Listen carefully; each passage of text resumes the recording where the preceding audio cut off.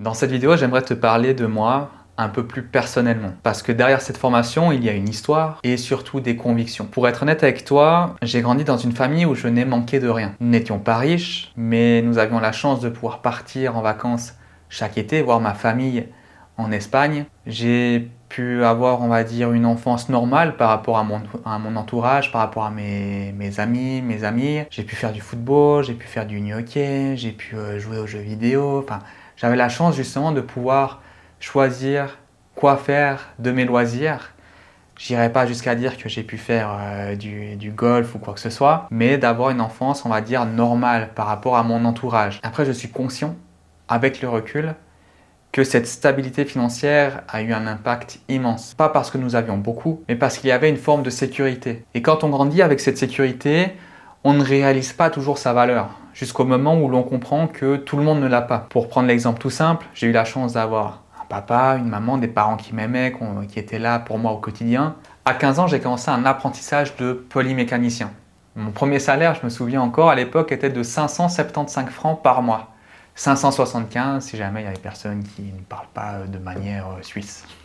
Ce n'était pas grand-chose, mais je me souviens très clairement du moment où c'est que j'ai reçu ce premier salaire après mon argent de poche de 20 francs par mois de mes parents. Je me suis posé une question simple. Qu'est-ce que je veux faire de cet argent? Et surtout, quel est mon objectif? Quel est mon pourquoi? Qu'est-ce que je veux devenir plus tard? À l'époque, mon objectif était clair. Devenir propriétaire avant mes 30 ans. Je ne savais pas exactement comment le faire, je ne savais pas combien il me faudrait d'argent, mais je savais une chose, si je ne fais rien, rien ne va se passer. Alors j'ai commencé simplement par un plan tout simple, mettre de côté de l'argent tous les mois, observer mes dépenses, me poser des questions et surtout créer une habitude sur le long terme. Je tiens à dire quelque chose d'important, oui, j'ai eu la chance d'habiter chez mes parents, oui, je ne payais pas de loyer, oui, cela m'a aidé et je le reconnais sans problème. Mais la réalité, c'est que beaucoup de personnes dans une situation similaire ou une situation confortable dépensent tout leur argent. Ce qui a fait la différence, ce n'est pas la chance, c'est la décision. La décision de ne pas augmenter mon niveau de vie simplement parce que mon salaire augmente. Chaque année, je gagnais un peu plus. Première année, c'était 575. Deuxième année, c'était 757.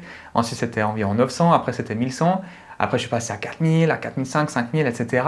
Mais chaque année, je me posais la même question. Est-ce que j'ai vraiment besoin de dépenser plus ? Et souvent, la réponse était non. Ce ne sont pas des décisions spectaculaires, ce sont des décisions silencieuses, répétées, discrètes, mais puissantes. À 21 ans, je suis devenu propriétaire de ma résidence principale. Une maison mitoyenne de 4 pièces et demi, qui est peut-être un petit peu trop pour un couple de jeunes personnes sans enfants, etc. Ça, je suis entièrement d'accord. Mon objectif était de devenir propriétaire avant mes 30 ans. Et l'objectif a été atteint bien plus tôt. Et je peux te dire quelque chose d'important. Ce n'est pas le jour de la signature qui m'a rendu le plus fier, c'est le chemin.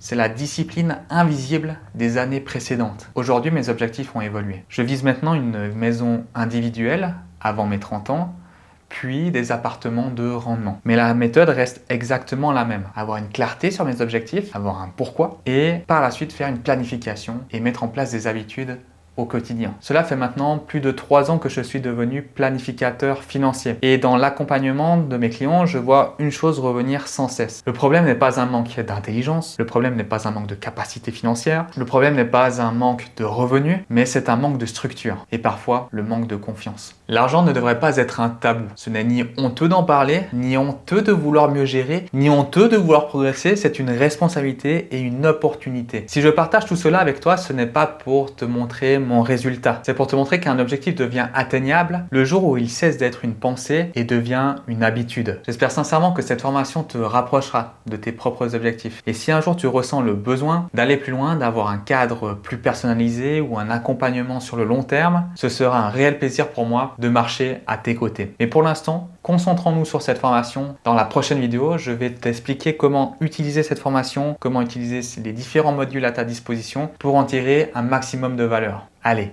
on avance ensemble.